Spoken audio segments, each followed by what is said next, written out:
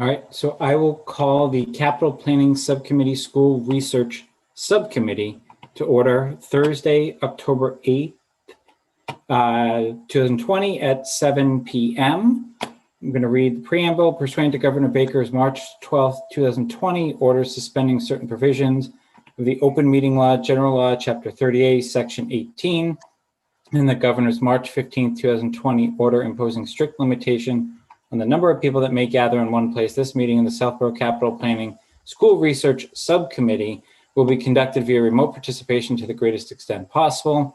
Specific information in the general guidelines for remote participation by members of the public and or parties with a right and or requirement to attend the meeting can be found on the Town of Southborough's website at www.southboroughtown.com.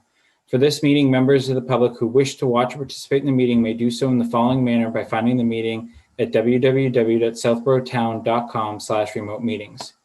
No in-person attendance of members of the public will be permitted, but every effort will be made to ensure that the public can adequately access the proceedings in real time via technological means. In the event that we're unable to do so, despite our best efforts, we will post on Southborough's website an audio or video recording, transcript, or other comprehensive record of proceedings as soon as possible after the meeting. I will note that all members are present, as well as Mr. Martineau and Mr. Lavoie from the schools.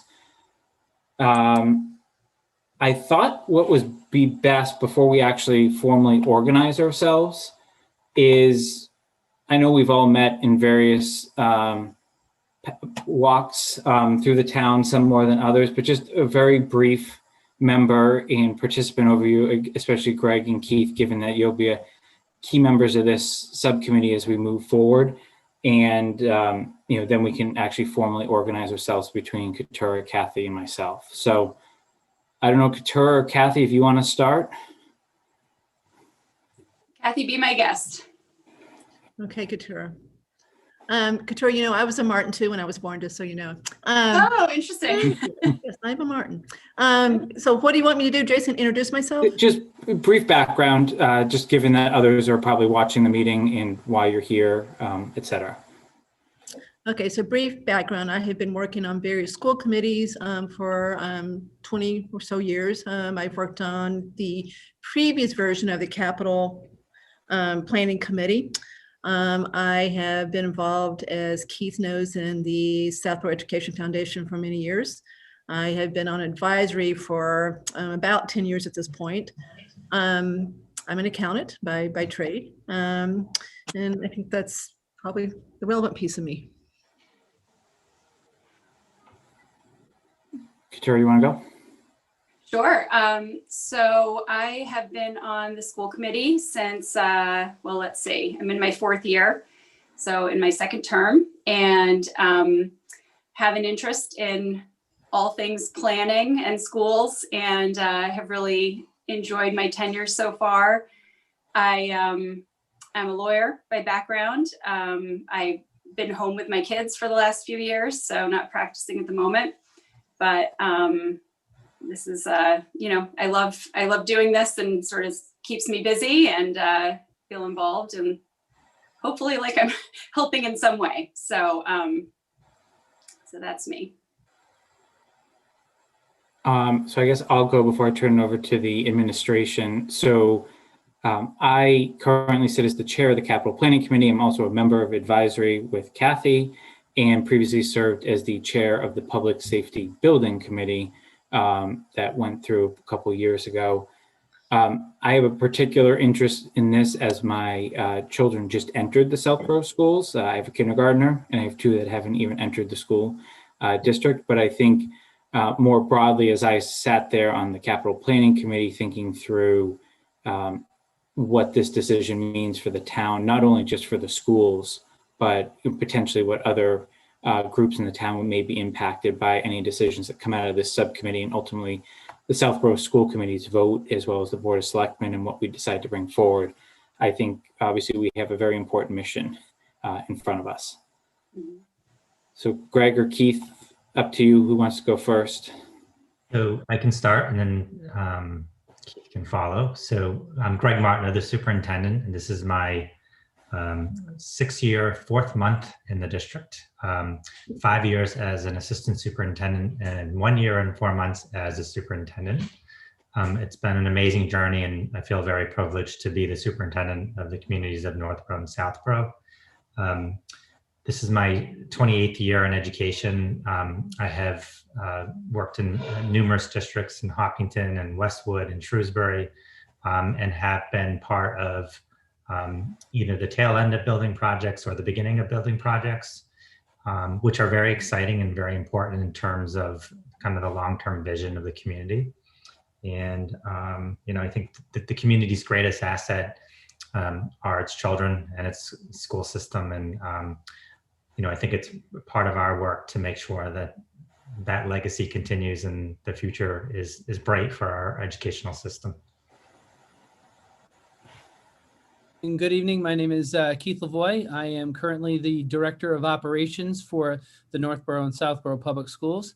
I just started prior to closure in February of 2020. So this is a new adventure for me, and I've been very grateful to Superintendent Martineau for the opportunity.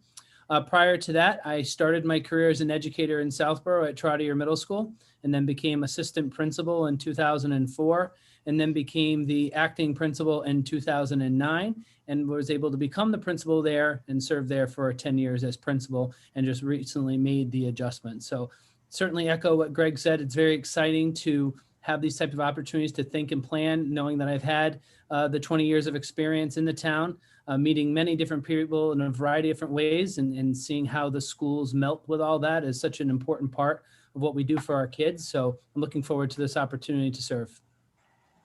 Thank you. So I guess with that, I guess from a procedural perspective, any votes that this committee takes, Kathy, Couture, and myself will be seen by at least the clerk and the way the town's bylaw works as the voting members as residents. So between the three of us, I think we just need to formally organize ourselves to be compliant with what the town expects of a subcommittee, even though we all have our roles on our individual committees that we got essentially recommended by. But also, obviously, Greg and Keith, you're obviously active and live on the screen. So while you don't have a formal vote, obviously, my plan, and I'm sure Kathy and Couture's plan would be obviously to recognize you essentially as a member other than when we get to votes, and obviously welcome everyone's opinion. And, to the extent we need either administration officials from your side or the town side at any point during this process, depending upon what we're trying to solve for, recognize them in the same manner. So I guess I'll turn to Kathy and Couture. How do you want to organize ourselves? Do we want a chair, vice chair, and a clerk? Do we want just a chair? Thoughts? The last time I did this, advisory formed a subcommittee to take a look at 30 years worth of, we took a look to make sure that when the public safety building was being contemplated, we weren't going to cannibalize all other projects. And so we formed a subcommittee, and there were 3 people on it. And I think we did have a chair, but we didn't do anything else. We just made sure that one of us took minutes, and we just kind of took turns. So we got to have minutes. We know that. So we got to at least figure out how that's going to get done. And then we got to have someone to run the meetings. So I think we've got to have a chair. But other than that, I don't really think we need a formal vice chair for this. And I guess we could have a formal secretary just to make sure the minutes get posted, not necessarily that person to write the minutes, because they're going to need to participate. Couture, any views? That makes sense to me. I mean, this is such a small subcommittee that having just a chair, I think, makes sense, and then rotating minute taking or however that would work sounds fine to me too. So. And I'd be willing to do that since the meetings are being recorded. It's easy to go back and do the minutes from that. And now I just can't take minutes and participate. I never have been able to. So since we now can at least go back and look at a recorded meeting easily, I'm happy to go along with that and just take turns writing the minutes. Yeah, I would do the same thing. I'm not great at. I mean, I can sort of do it, but I don't think it would be very robust. So.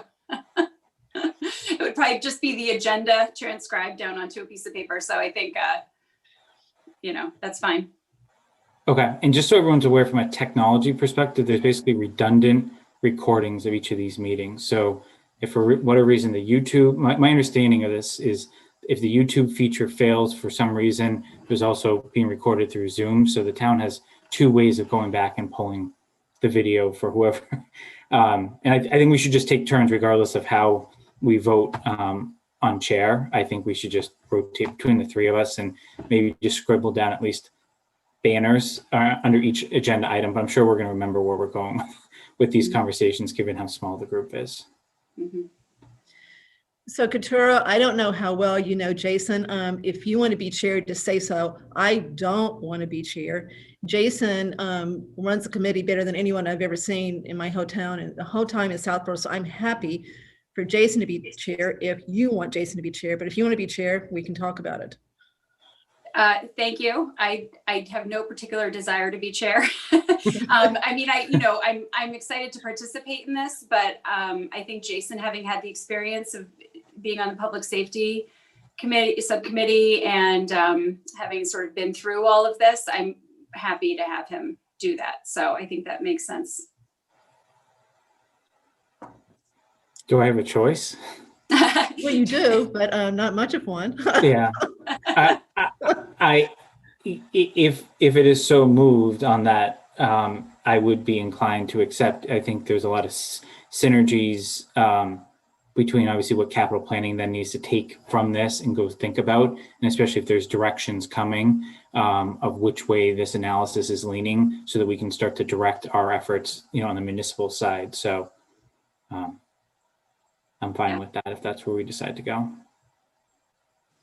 Okay, so Even let's more do it the other way. So I make a motion to have Jason Malinowski be chair of the CPC subcommittee. Okay, I will second that nomination. Okay, motion's been made and seconded. Is there any further conversation? No. All right, roll call. So I'm just so we're all, it's going to be very easy with three of us. This is going to be easy compared to the other committees we're on, Kathy and Katura. So I'll just go alphabetically. I'll go Cook, then Martin, then back to myself. So Cook. Aye. Martin. Yes. And Malinowski will be abstain on that. So we'll go 201. We agreed no clerk, but I think the three of us can just split it up each meeting, but I do just want to make sure who's going to cover this one. I'm a little indisposed right now, so if I could do the next one, it would help me. Sure, I can do this one. Okay. Yep. Okay. So item 4 is agreement on mission of the subcommittee. And this is really, probably should use the word charge when I posted the agenda, but obviously there was a charge circulated. Capital planning actually did take a formal vote on it. Obviously, Board of Selectmen adopted it as was written. I know, Greg, you had a copy of it, Katura had a copy of it, and then Roger as chair of the Southborough School Committee. But I guess, those are the words on paper, but it was purposely drafted in a broad way to kind of chart, what we're trying to accomplish here.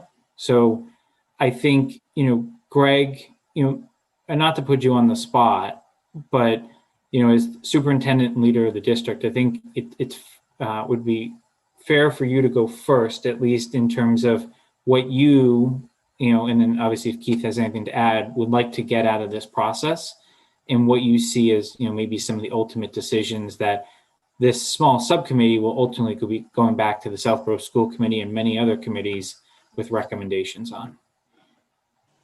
Yes, so thank you, Jason. So I think first and foremost, this is an opportunity to evaluate our programs, our educational programs, pre-K through 5 in Southborough.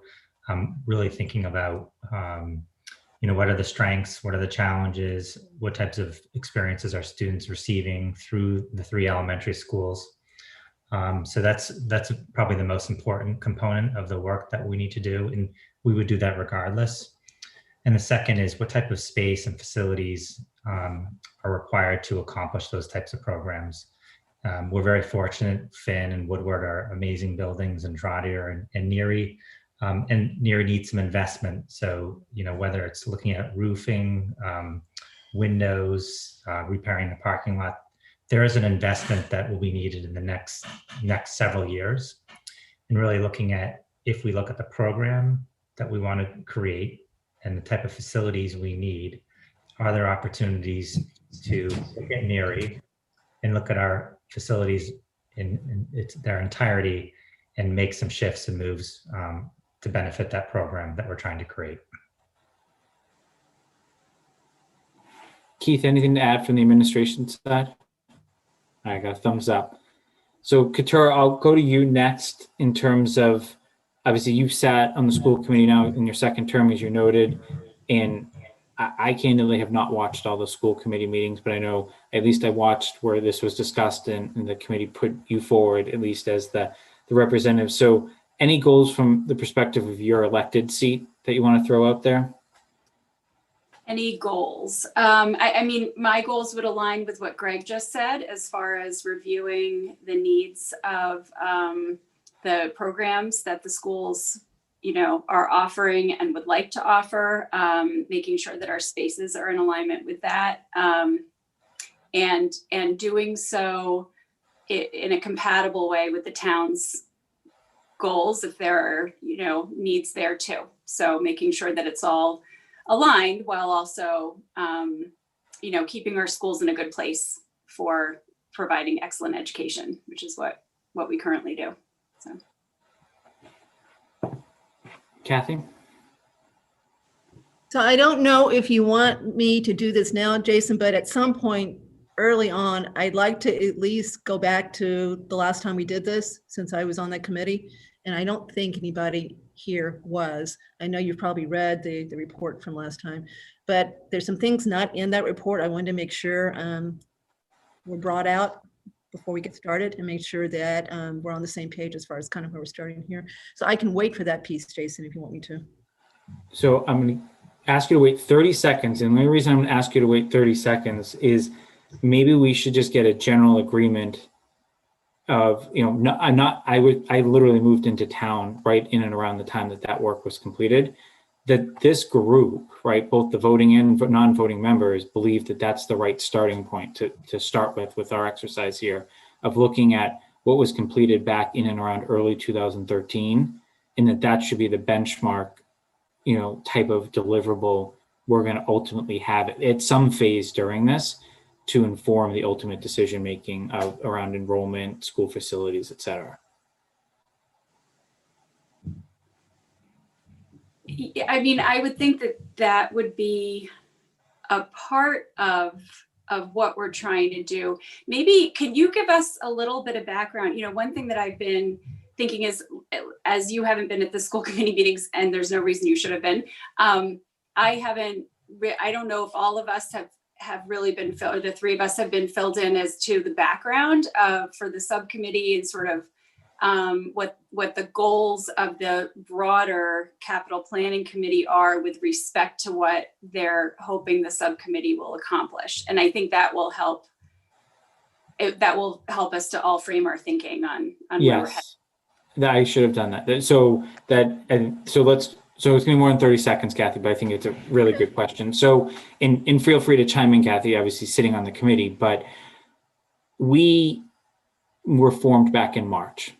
And since then, we've met in this environment the entire time, but candidly, we were able to get a lot further than we probably would have gotten in, if we were trying to all get in the same room at the same time, et cetera. And really where we came to a crossroads pretty quickly is we were looking at everything the town had in the capital plan. We basically inherited an Excel spreadsheet. 10 lines of it were from the Southborough schools. About 190 lines were from every other town department, right? So the initial thing was we confirmed back with Greg and Roger that it tied to what the school had in their capital plan, what was being presented to the school committee. But then as we started to go through some of the municipal needs, and I'm thinking about Council on Aging looking to do work at Corderville Hall. We have a need for a new library. We have a lot of vehicles that need to be replaced, not necessarily related to the schools, but that costs money. And then we also started to look at some of the recreation needs, youth and family needs. And it became very clear that if we tried to accomplish everyone's goals, we were going to run out of space. and we were going to either start putting money in buildings that we shouldn't be putting money into, or if we're going to put money into it, we need to put the right amount of money into it so we're not essentially putting Band-Aids on things. And given that there had been discussions back in the 2013 timeframe of, with enrollments declining, what does the future of the schools look like? Is it possible to close one? Is it possible to repurpose one, et cetera? We thought it was imperative to get an answer one way or another, whether a school facility may be available for municipal needs. If it's not available, we have kind of another series of steps we'll take. If it is available, I think then it becomes a two-pronged test, at least based on the conversation I've at least had with Greg and Roger at this point, is one, what facility is it? And is that useful to the schools? It's useful to the town if the schools were to, right? Like I don't think we should prejudice which school it should be. We obviously know there is one school that's a lot closer to municipal buildings than the other, but that may not be the right school based on what we all learn. But also two, if one is shuttered, are the remaining ones that aren't being used for municipal use in the right shape to both deliver education short-term, but long-term, and create enough cushion that you're not overbuilding something, but also not being short-sighted and closing something, repurposing something, and then all of a sudden 5 years down the road, there's an influx into Southborough that wasn't foreseen by any sort of projections or data, and giving ourselves enough flexibility that the schools in the town could start to work, not that they don't work cohesively now, but more cohesively. So that was at least my view. Kathy, I don't know if you would add anything else that you would add from either historical perspective or the current conversations. So I would add to what you said, Jason, specifically on why CPC was formed and what we're trying to accomplish here is that the town right now has a long-term budget problem. That's what caused this to happen. And much of that budget problem was caused by, we had a whole lot of pent up capital requests that were going to cause overrides in the next few years. We actually literally were going to show, we were showing negative and have to request an override to fund the budget. So obviously no one wants an override. So that was the impetus for really rolling up our sleeves to truly look at these capital requests and look at everything from bottom to top and see what we really should do and how to do it. But it's a background of the perceived budget issues. And I'd also like to add now, since again, everybody here is fairly new to this process and won't remember what I'm about to say. A few years ago, the schools, and especially advisory and BOS also, didn't necessarily see eye to eye on matters, especially budgets. There was a whole lot of friction between those groups. Since the tenure of Charles Gabron, Christine Johnson, and now Greg, that's no longer the case. But as everybody knows, the school budget, when you include benefits, when you include the debt service, is about 70% of the overall town budget. So how the school budget goes is how the town budget goes. You know, it's not going to do any good to worry about the other 30% if the school budget is really large. So it's really important to always continue to look at this holistically. But again, the reason for doing this is because we do have a budget problem that we need to try to solve and end up with a nice 10-year capital plan that fits better within the budget than it did before we started. Okay. Thank you. Answer the question, Katara? It did. No, that's very helpful. That's very helpful. So it sounds like to me that the view from the capital planning standpoint is it's sort of in phases. So is the first phase to look at the feasibility of paring down the buildings for the schools, and then if so, proceed in one direction, and if not, proceed in another direction with the, but that does it, are you thinking a phased approach, sort of like a step-by-step, or an all-in-one sort of analysis where you look at everything all at once? Jason, can I do My that? personal view is you go ahead.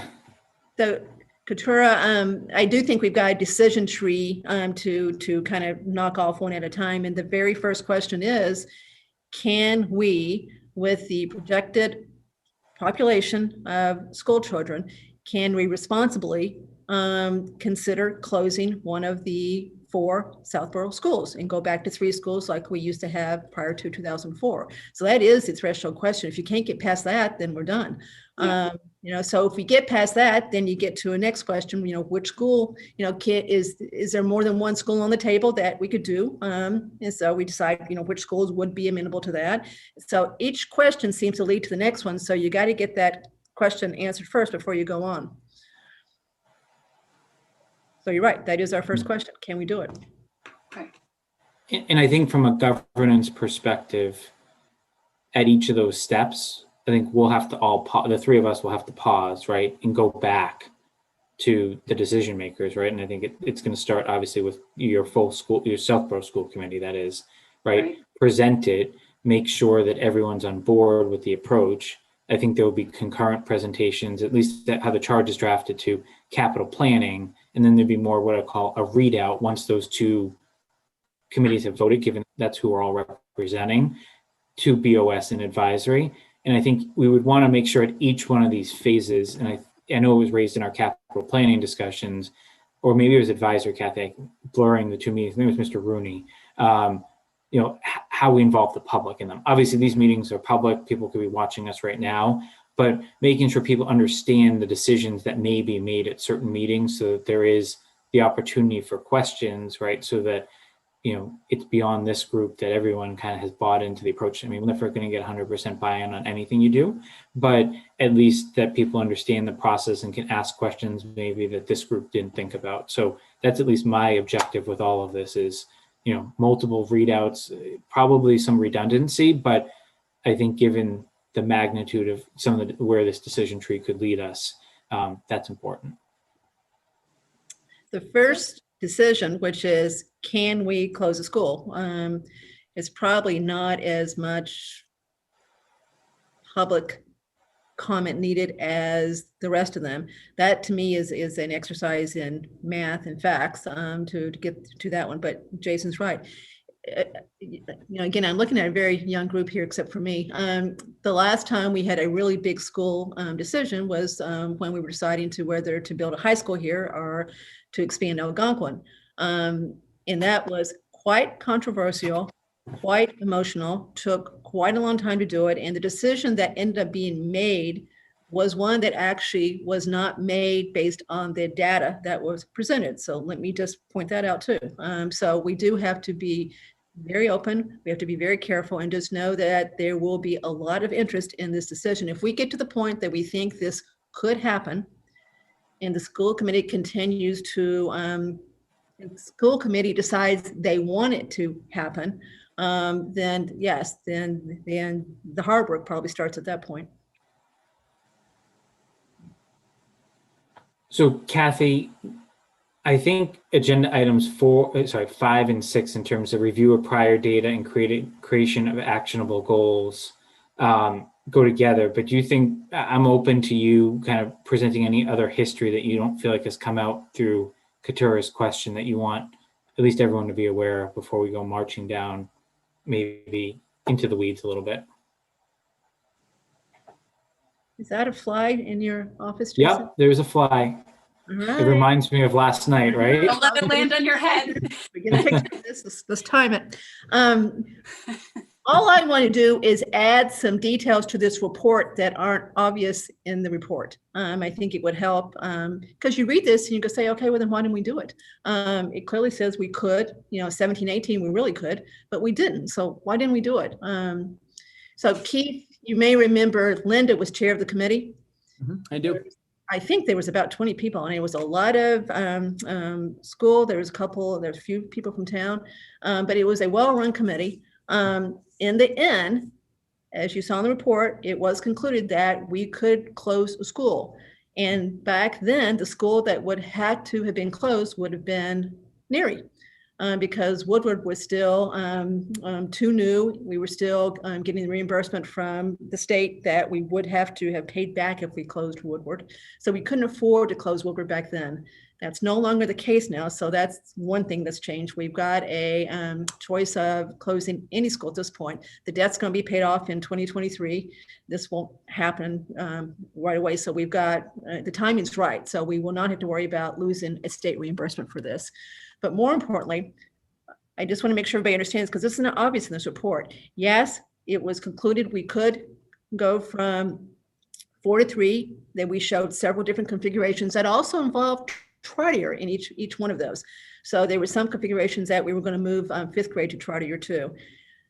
But the school committee in the end decided that they just didn't have enough confidence in the enrollment numbers to do this, because if we had to reopen Neary, there was someone on the committee that was from Northborough, I forget his name, and he told us about the Z School. The Z School had closed and they had to reopen it. And when they had to reopen it, they had to do all the ADA, they had to do a lot of retrofitting to be able to open it as a school again. And it was a multi-million-dollar project. So the fear of what the cost would be to reopen, Jerry Capra had made a very good case that yes, the NESDEC numbers are the best we have, but you can't look at them as science. It's a little bit more of an art. And if you saw the report, it said that every year that you go out, you add another % of variance in what they could be. So you go out 10 years, they could be 10% wrong. So it was the combination of the concern about the enrollment numbers not being totally accurate, and the fact that if we had to reopen Neary, it would be a really expensive proposition, that were the two factors that in the end caused the school committee to decide not to go forward with this. So this never got to the town. The committee decided not to recommend it. So it basically, we were done at that point. So Keith, I don't know if you remember anything more that you want to add to it. No, actually, I remember that conversation pretty well, and what Mr. Capper was saying at the time.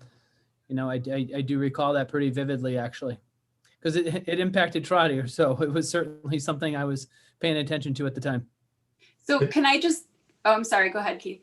Did I cut you off? No, you did not. Okay. So can I just clarify? So Kathy, you're talking about this 2013 report, right, from the study group. And then are you talking about, I mean, I'm just looking at the first page, and where it says, based on the most recent projections in 2015 to 16, it will be physically, oh no, wait, hold on. In school year 2017 to 18, students could fit into 3 schools with small or no educational impacts. And so are you saying that is that the decision that to close in that year? The decision was made not to close at all. Right. You know, But the decision that some were saying would make sense would be to decide at that point in 2013 that a school would be closed in 2017 to 18 by then. You'd have to have some lead time to do it. I'm not sure what the lead time would be. I don't remember we talking about that, but you'd have to have lead time to do it. So yes, the school committee, they went this report back to the school committee and they voted to not support closing. At that point, it would have to have been Neary. Ironically, the group on that committee had a few teachers in it. I can remember 2 or 3 that were on it, and they unanimously liked Neary better than they did Woodward. So if they had a choice of closing schools, they would have picked Neary, or excuse me, they would have picked Woodward and not Neary, which surprised some people given how new Woodward was, especially back then. So they really liked Neary as a school better than Woodward. So Kathy, just a question around the report. If my recollection is accurate, part of the question was, could students fit into one space, and we close the school? But the other analysis that was done was programmatically, what would the impact be to those grade spans as well as Trotter? And if I recall correctly, there was an impact to some of those specialists like art, music, and some of those ancillary rooms that we have. Is that accurate? Yes, but that was dealt pretty well in there, Greg. So they basically looked at impacts that they said were building related versus population related. And those kind of teachers were deemed to be population related. You need, so many art teachers per student. So it would have meant maybe they moved around differently than they do now, but that was dealt with. So they felt pretty comfortable about that piece of it. But we also did this in a vacuum. We weren't worried about what the town would do with a closed building. We were just charged with, can we close the school? And what money we would save. But if you look at the town of Southborough, the schools are part of Southborough. So now we've got a little bit different situation. We probably have a use from the town for an empty school building. We've got a whole lot of moving pieces here, but you've got to get to the point that we can say, yes, we can do this first. And then we, again, that's another decision tree on down once we get that done. So we did not worry about what the town would do with the empty building back then. We just said, well, if we close the school, we'll save $400,000 of operating cost. And we didn't say, well, then the town might pick it up and those costs might be borne by the town then. So on a net basis, you don't save anything. So we didn't go that far. So this one, we're really looking at the whole thing as far as what the town, we will eventually look at what the town would do with the empty building. That will be part of this whole process later on. Like killing two birds with one stone in a way. So Yeah. The other question I have, and this is more a process question. So obviously we've been successful in doing projects with MSBA, and they have their model school program, their core program. Where do you see, I mean, obviously that is some work that is a collective decision around when we would move forward with that and if. So I'm just curious of where you see that fitting in terms of this work as part of the decision tree, and when that'd be very helpful, if at all. Yeah, my view would be we need to understand probably enrollment projection. So obviously the committee now has the enrollment data back to the last report, and we can easily come up with a comparison graph between this meeting and the next meeting, comparing clearly where that report thought it was going based on the data and where it actually ended up. Because I think that's an important, because that helps us identify what percentage it may be off. Kathy, I know you threw out the 10%, the further you get out, right? So let's see where the actual data comes out. But I think we then need to know where the data is going, right? And we have one data set that we can get. And I don't know, Greg, maybe we start there. How do we get that data? Because obviously I don't think any of the committee members would have access to get that. So the other, and again, this is part of the decision tree, is so the MSBA's project is, there are two types of projects. There are accelerated repair. We have some short-term, capital projects on our capital plan, the roof, the driveway, and so forth. So that's part of I think the overall larger picture of, are we investing the right money, in our schools and our town buildings? So I'm just mindful of those deadlines and those processes as well as we move forward.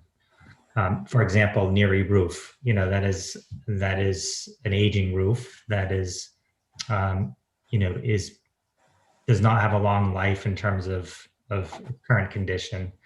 So it's something we'll have to invest in or make a decision around. And I know this ties to it. But the SOI process is about a year process just for the accelerated repair project. Okay. So, Greg, that's exactly the kind of thing we're talking about trying to do with capital planning, which is hopefully not to make a short-term decision that we regret when we make a longer-term decision. For example, the senior center is one that is right on the table. They need things done to the seniors. The senior center needs work. It needs another bathroom. It needs more room. They need more facilities there.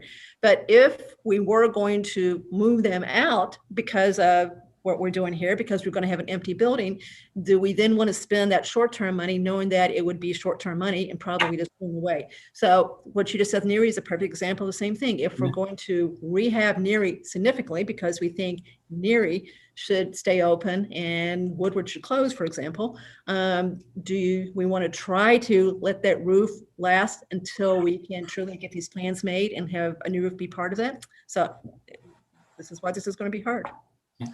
So let me ask this question, and I think where we're clearly going is one of us needs to draw up this decision tree. And it doesn't mean it can't change over time, right? As depending on where it goes, but at least this initial phase, right? It's at least scheduled to go for the rest of this calendar year. Doesn't mean we have to take the whole calendar year, because I think there may be some critical points along the way, but it's almost, what's our work plan? We can do it in a decision tree, we can do it as a work plan, but I think first and foremost, Greg, has anyone talked to MSBA about if we start verbalizing this word closure, right? And they tie it to Woodward, are we putting at any risk, like by formalizing any decisions, the funding for the next few years? Or we just have to keep that as a school for the next 2 to 3 years based on the funding reimbursement? Yeah, I mean, I think to Kathy's point, there, we have a commitment to 2023 when the debt service is paid off and it's a town, and then becomes a true town asset. And then at that point, part of the statement of interest that MSBA would want us to look at is, what are the deficiencies? What are the programmatic issues that exist within the existing envelopes? So that would be the next step. But I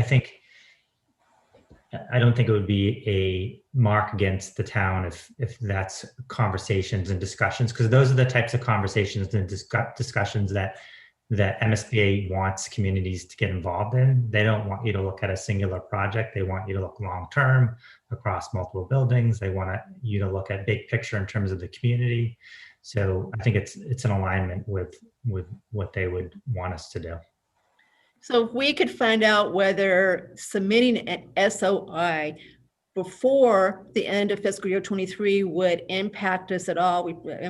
That's what Jason's saying, so I'm just parroting that. I think that would be one question to certainly get off the table, because that would be rather embarrassing if the answer was yes and we'd gone full bore ahead and realized that we couldn't do anything or we'd heard something. We must get our reimbursement.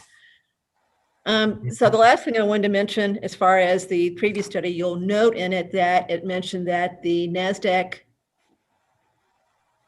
demographic predictions did not include the impact of Madison Place, nor did it include the impact of Park Central. Madison Place is now built. We know what it is. So should be included. That will be included now with whatever they're doing. So we don't have to worry about that one not being there.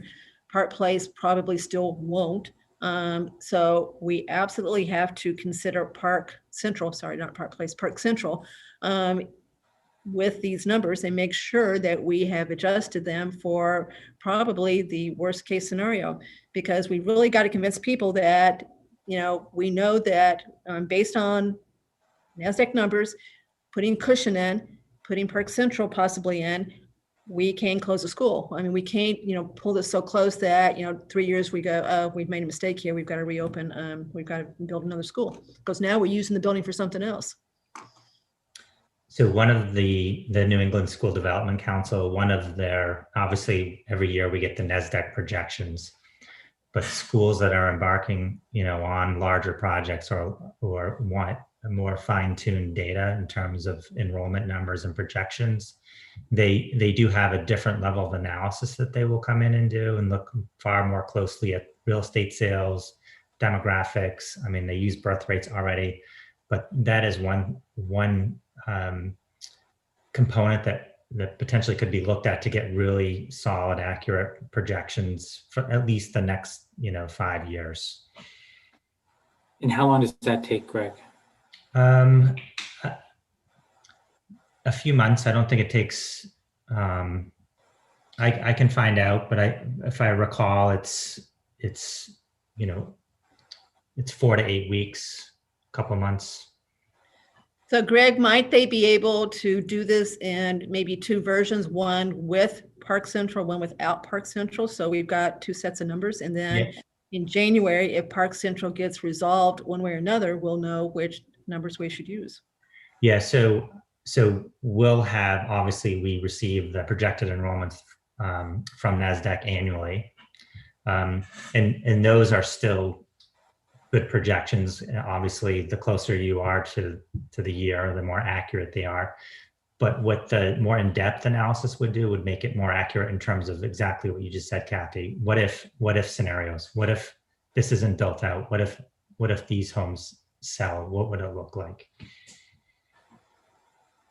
So to me, that sounds like a no-brainer that we should at least get in motion. Mm-hmm.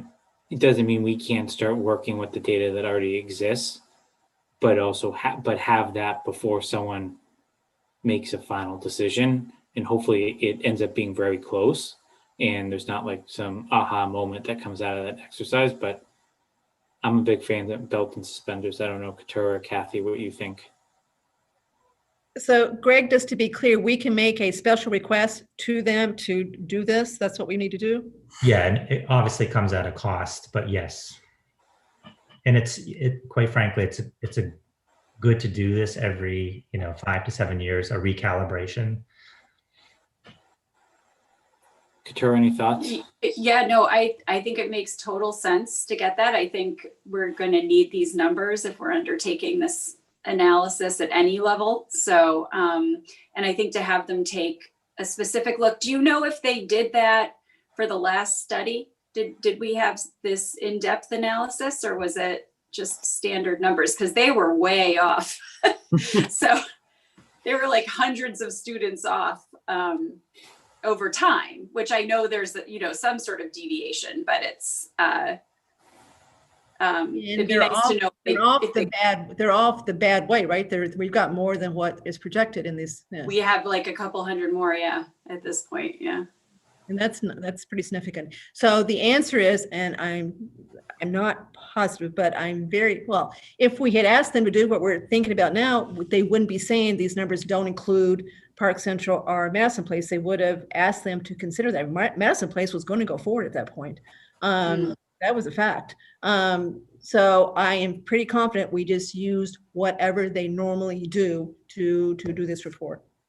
Yeah, okay. So I think this would be helpful to have something really tailored to the town, with everything considered. So yeah, no, I think that makes a lot of sense. So Greg, on your point about cost, is that something that exists? Obviously you didn't budget for it as a line item in your budget, but is that something you would have ability to pay for now, or is that something we need to think about more broadly as a school in a town? And I don't know how much we're talking either. Yeah, I don't think it's cost prohibitive. I mean, to be quite frank, it's not something that we budgeted for. However, I think that we'd have to look closely at the budget and find if there's capacity to do it. But again, it's not tens of thousands of dollars. It's a couple of $1,000s. So, in the terms of a $20+ million budget, it's probably not an obstacle.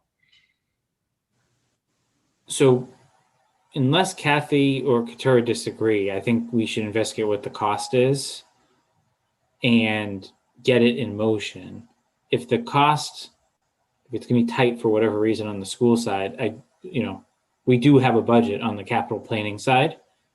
I prefer not to access it given we're dealing with 10 other things with that budget, but there is one that exists that's available to spend now. That especially if we need to get going, because I don't know that we can make a final decision without the data, without potentially an egg on our face, on the back end. Jason, I'll just comment that I think the current NASDAQ numbers and the way they do their projections, we can answer the question, given the conditions today, given the enrollment that we know of today, could we consolidate students into 3 out of the 4 buildings? What we wouldn't be able to answer accurately is what are the long-term projections, and would we have to Kathy's point, would we have to reopen a building, or what would be the long-term impact of a decision? Okay, that makes sense. That would give us a more outward looking projection, a more accurate outward looking projection. Okay. So do you want to come? Go ahead, Kathy. We can use, I agree with what Jason said at the beginning. I don't want to be biased toward one school or the other. Where the schools are, it probably makes more sense to close Woodward, but I think we've got to look at both schools. I can't remember why Finn wasn't on the table last time, but it wasn't, and there was a reason, and there's probably several reasons. So we were looking at Neary and Woodward. We were not looking at closing Finn or Trotter. So it was either Finn or Woodward. So I'm assuming that's still the same case. But I do think we should be open-minded about either. So Greg, given what you just said, are you saying that based on current enrollment, we could close either one? No, I'm saying that we could do the analysis. You know, we could look at the programmatic and see if with current enrollment, is that feasible? Just similar to what was completed in 2013. Without a lot of, to Jason's point, it's a mathematical exercise at this point. Looking at enrollment, space, number of classrooms, and the type of program we want to provide our students. And I think that just to comment on Finn, so there are a lot of developmentally appropriate restrooms at Finn, so that would need to be retrofitted if we were to have, you know, students older than second grade attending that school. That sounds right. At playgrounds and et cetera. Okay. So Greg, do you have the capacity in your office to have someone pull the current NASDAQ numbers? It's right in front of me. So it's in an Excel file. I can share away and get that to, I mean, whoever you would like to have the data, or if you would like us to do the analysis, and can they update the numbers to the report and show what the report had projected versus the actuals, so we really see how far off we are? Yes. So I guess, Greg, I personally would be happy to help you manipulate any data anyway. I'm obviously very well aware of where your priorities, Keith, and the rest of the administration are right now, and hopefully keeping our kids in school. So, you know, I guess you can think about it. You don't have to commit right now, but I guess I'll at least throw my hat in the ring, so to say, if you get me the data, I can probably figure out ways to manipulate it. I'm open to feedback on how the group wants to manipulate it, but I think that data will be able to manipulate pretty quickly, like you said. What I don't know, and I don't want to speak for Kathy or Katura, is then how that translates into classroom data, in right, like what the average size of a kindergarten classroom is versus grade 1, how you would break it up, how many art classes you need if we started to put more students in a school and they fit. And obviously, I like those floor plans looking like they were at the back of that report, because that really helped. I'm not actually a visual person, but it helped me think through, all right, I don't know these schools very well, like you two probably know them. And it helped me think through, all right, this makes sense how this would be laid out. And I think that's what we owe the town at the end of the day is, all right, if we were to close Woodward and we take those 2 grades and we move them and we can decide where to move them, in an existing Neary, this is how it would work, or this is what you would need to do. In an existing Finn, this is what you need to do. But I think we should show it all iterations, unless we decide today that we should probably keep Finn off the table because of the item you just raised in terms of it was designed for that age group. Well, Finn should be on the table as far as accepting another grade. If you go back to the configuration, so it might have another grade. It might not need to change physically. So the other really difficult thing is if we try to objectively look at both schools and say, this is what we'd have to do, whichever we went, Neary's got to have a lot of work done to it. And so we're going to have to factor that in so you understand what has to be done to Neary so it will accommodate what we're trying to do here, which includes the superintendent's office, where do we move that, et cetera. So having Neary on the table now, as far as a choice, makes what we did in 13 much more complicated, because you're going to have to deal with the physical changes that would need to be made to Neary to make this work. So back then we thought Woodward was going to be fine. We didn't have to change it. It was going to work. So, Kathy, I agree with you that the question around Finn would be, again, this is the programmatic piece. What type of program do we want? Do we want an early childhood center? What do we want our grade spans to look like? All of those decisions need to be part of this discussion, because it's not a matter of just, shifting a grade level here or shifting a grade level up to Trotty, or it has to be around, is it educationally sound, developmentally appropriate, and connected to, what we're trying to accomplish. Jason, I appreciate your offer, and we'll take you up on the data analysis for not because we don't have the capacity to do it, but because we're probably biased a bit, where we can give you our class size policy and the ratios. We can share with you the programmatic pieces, and you might have a fresh lens into how it might work. And obviously then we could come in and say, okay, this won't work, that's not feasible, and provide some input. Keith, what are your thoughts? I would agree with that. I think that would make a lot of sense if you were willing, Jason. I'm happy to. The question is, do any of my other members want to help with that? But Jason, look at what you're signing on for here. Look at what Greg just said. I don't think you and I know. I don't know how to incorporate, adding a early childhood center, if that's what we want to do. What if we end up, with full day pre-K? I don't know if that's where we're going. So it's one thing to say, take the NESIC numbers, compare them to 13, show the difference. That you can do pretty easily. But as far as then understanding what the programs we should have going forward, I don't know that you know that. I don't. Well, no, I think that's where the collaboration comes in. I think what I heard from Greg, and Greg, please correct me if I misunderstood, is we basically need to take the data and cut it first. Just like, let's see what it tells us, right? And some story or storylines will come out of that program, out of that. Either, right, I think someone already said it, like I think Katura said it, the numbers were way off from the last one, right? So let's see how off it was and agree, maybe that's the baseline that we need to start, that maybe NESDEC is off by that amount, period, and we just use that as our threshold. But then I think, Kathy, what we're saying is it's almost coming up with a program of using that data, how many classrooms do you need? The early childhood, I have no idea where to start with that. That's where we need these gentlemen and any of their support staff to help us. But I do think once you get into kindergarten, grade 1, grade 2, and the data says 80 students, 20, no more than 20 per classroom, 4 classrooms this year, and you can then trend that through the years. I think that's where we need to start. But so let me stop there, Craig. Is that? Yeah, I mean, I think is that a good summary?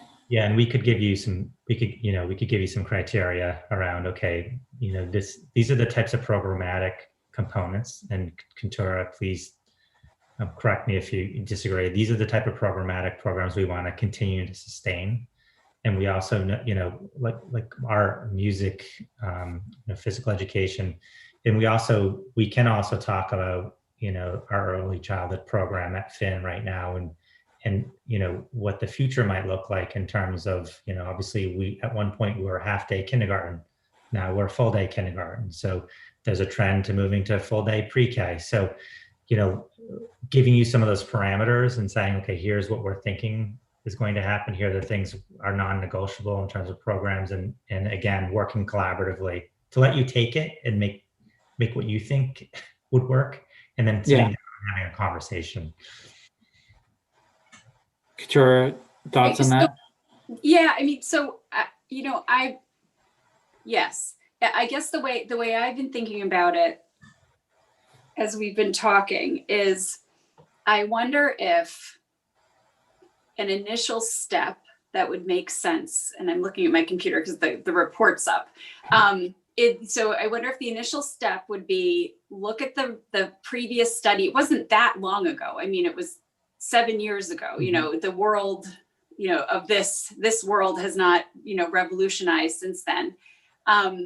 If we take that study, look at the current enrollment numbers and current projections as far as we know them right now, before NESDEC, does their more detailed analysis, but we can at least get started with what they're currently saying. I mean, we get those at the school committee meeting. We get, what their projections were and what they are coming up. And just take a look at the study with the revised numbers and see if that puts us in a place where we have an understanding of kind of where we might be right now without some sort of major shift or change to how we're operating. Because, when I look at, I looked at these enrollment numbers that were sent out, and I almost put them into Excel because I love Excel, but I didn't. But, when I look at the year that they were saying in this report that a school could close, which is 2017 to 18, students could fit into 3 schools. Well, they were projecting it from pre-K to 8, 1,091 students, and we ended up with 1,322. So it was a difference of 230 students. I mean, that's a huge difference. I think that if we, it's a whole school, it's 2 grades, basically, almost. And so, if we'd closed the school, I think we would have been really regretting it and up a creek. And so I wonder if we would just get a good initial understanding of things just by sort of taking the old report and seeing if there are numbers and data that we would change, and also any glaring issues with the use of the space that existed at the time that might have, I don't know if we've had any major changes in the last 7 years, but perhaps. I know we're using more space for preschool at Finn, that kind of thing. So, I don't know, just update it with new numbers, major changes, and see if that gives us a little bit of a starting point. Because if we haven't done a huge revolutionary change, I don't know how much has changed since the report, since the study, because it was a pretty thorough study, it seems to me. But I don't know, that's just my initial reaction as we're talking through this. And then we can just see where that takes us. And, maybe we find that the whole thing is outdated and we really do need to totally redo it. Or maybe we find that just looking at current data in light of the old format gives us just an updated sense. Well, you might conclude. So now I'm very concerned with what you just said, Katura. I haven't looked at the projection numbers to what they are now. I've read what a couple people said, and I thought they just can't be right. If you go back in this, they're saying they should be off about 1% a year. That's kind of the range. Either way, so the most they should have been off should have been about 7% right now. With what you just said, they're off more than 20%. And so, unless I did something wrong with my calculations, but I don't think I did. I added their pre-K to 5 number and their 6 to 8 number and came up with what, because back in 2013, their projection was 1329 and we actually had 1373. So that was pretty close, but then as the years went on, it just kept diverging, Because with the decision tree, maybe the first thing that happens is we conclude we can't do this. There's just too much risk in it. Because if you were to extrapolate what you just said for another 10 years, that is really a big difference in enrollment. Okay. Well, but I just also another consideration really is that I know I keep going back to MSBA, but if we were able to close a school and we moved into, let's say, Woodward, there is no potential reimbursement for any type of project and renovation of Neary School through MSBA.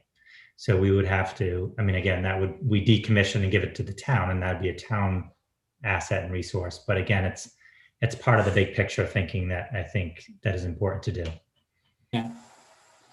One thing, and this is still pretty small, that I don't think we should get too hung up on, although this report talked about it a lot. It talked about the superintendent's office a lot as far as what the town would lose as far as rent goes. Right now the town gets basically rent from Northborough for its share of Algonquin and for its K through 8. It's a nice number, right? But if we were to close the school, that building would be able to accommodate the superintendent's office, I'm sure. So I'm not worried about where the superintendent's office would move if we ended up closing the school, we should have space for that and still be able to get the revenue from Northborough.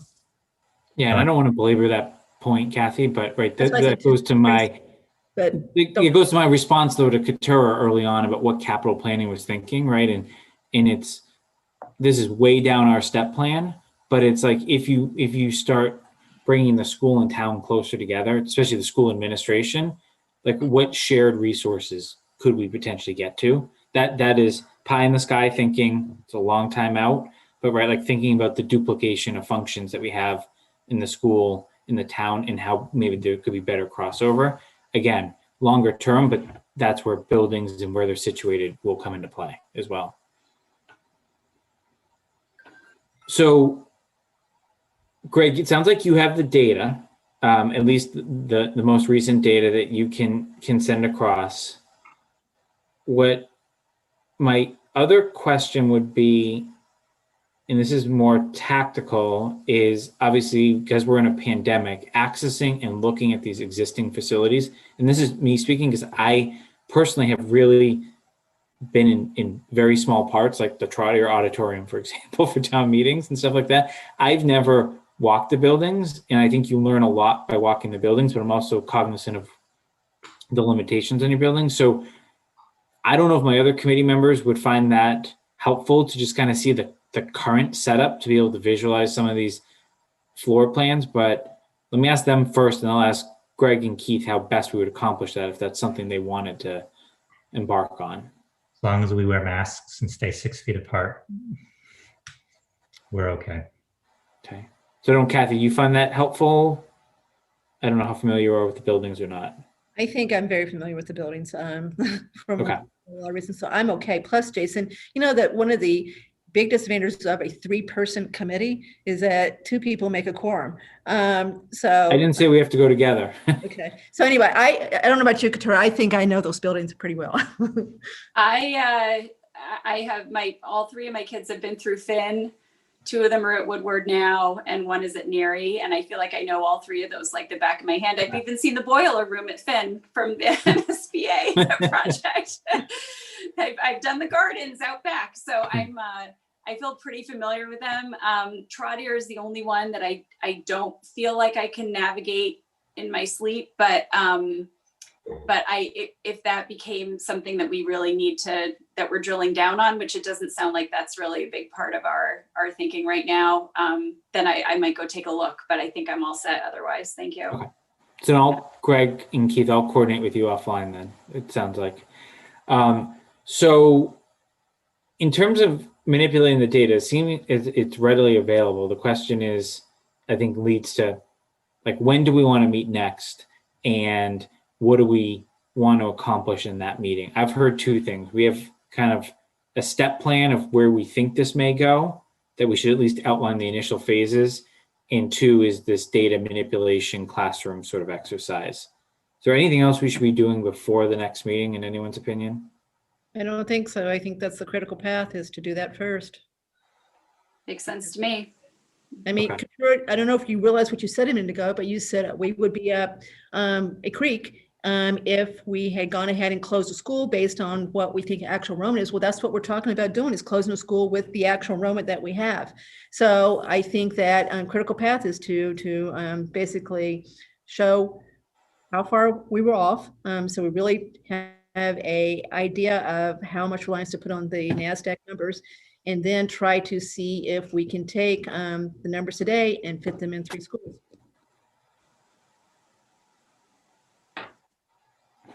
Okay. Based on current programs.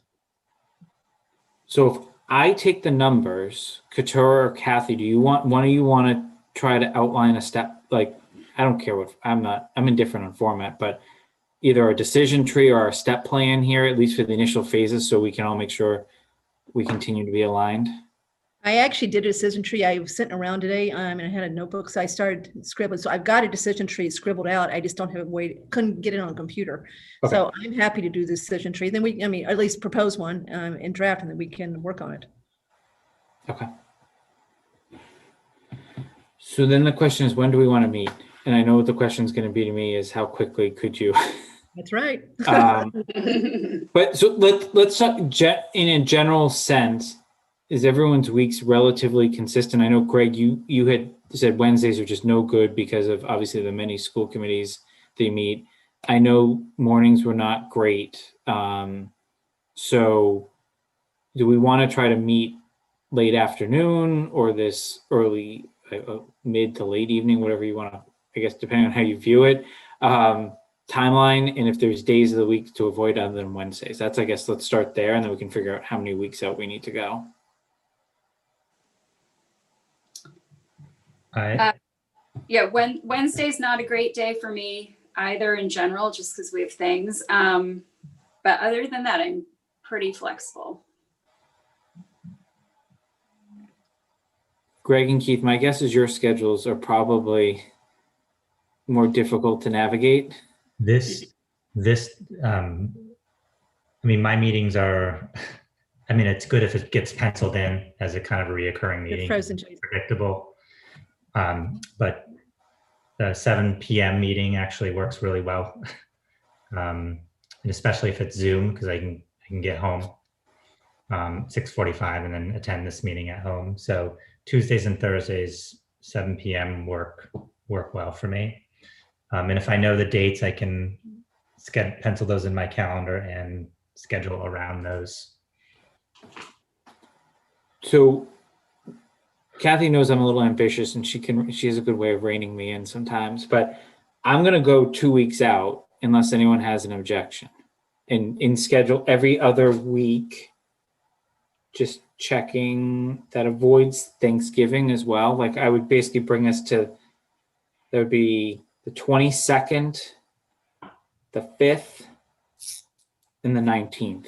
And if we can decide, hey, we don't need it, sort of thing, but at least schedule every other week. Does that make sense? Yes. And then I should know this, but Couture, Southborough School Committee meets on the second Wednesday of every month? Yep. Okay. Because I think that's what we also have to anchor to, right, is whether obviously, Couture, feel free to talk to Roger or figure out how we do this, but whenever we're ready with something, right, to present back, like, is that part of your regular meeting given everything else you have, or is that a special meeting, and how we go about that? What do you think, Greg? I think we could add it in to one of our regular meetings. Yeah, my preference would be not to have special meetings, would just to be making a reoccurring agenda topic if it's the will of the committee. Okay. Then again, the more predictability we can build in terms of these meetings and the agendas, I think the more efficient we'll be. Yeah, I would very much appreciate that too in terms of scheduling. So I think we have a plan. So what I'll do is I'll initiate calendar invites tomorrow for those dates. Everyone had it didn't seem like anyone had any access issues with the Zoom, et cetera. No. And then obviously, Kathy, Couture, we can't obviously really talk outside of these meetings in terms of from an OML perspective, but given that Greg and Keith are not on the committee, if there is data that you need, my suggestion is obviously, like, if something's not popping out or it doesn't come out of it, Greg, we should circulate all the enrollment data, all the members. But, if we need stuff, let's just make sure we're all working with the same data and go through Greg or Keith to get it. And then I'll make sure everyone is working with the same data sets moving forward as we meet our critical decisions. Jason, can you create, or would the committee be willing to create a shared drive where you have access so we can just make data available rather than sending out emails and just have one repository? Yes. So I know you use the Google platform at the schools. Is that, and the town uses OneDrive? I'm indifferent because I use Google for work. So I don't know what's easier for you, I guess.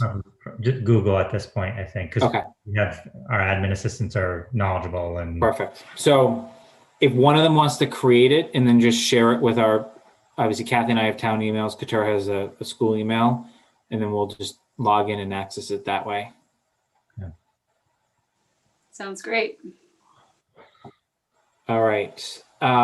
Any agenda topics for next time? I mean, I really just threw this together because I didn't know where we wanted to go with our first meeting, but I think we got a lot accomplished. So any other agenda items other than obviously digesting all this data and trends next time? Just a recommendation, a potential, I will do some more research with MSBA to see what the process is and what any potential outcomes of us moving in a certain direction would be.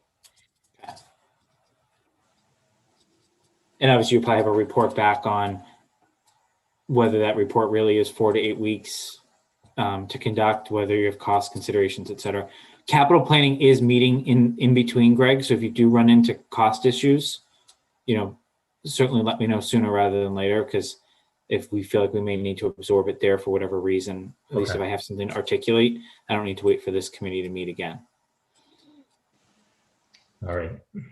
And Jason, you can reach out to me to when you'd like to take a tour, and I can arrange that. Okay. Sounds like a plan.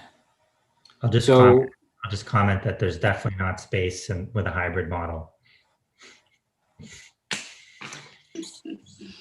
We definitely need all the space. Is that a joke? It is. Okay. It is. I'm hopeful that there is no hybrid model come next school year, and obviously we're not making Certainly not by 2023. Yeah. All right, so I do have public comment on the agenda. Is there anyone that would like to raise their hand and make any comments? Seeing none, is there any other business the committee wants to conduct? I then will move that we adjourn. Is there a second? Second. All right. Roll call. Cook, Aye. Martin. Yes. And Malinowski, aye. Thanks, everyone. And I guess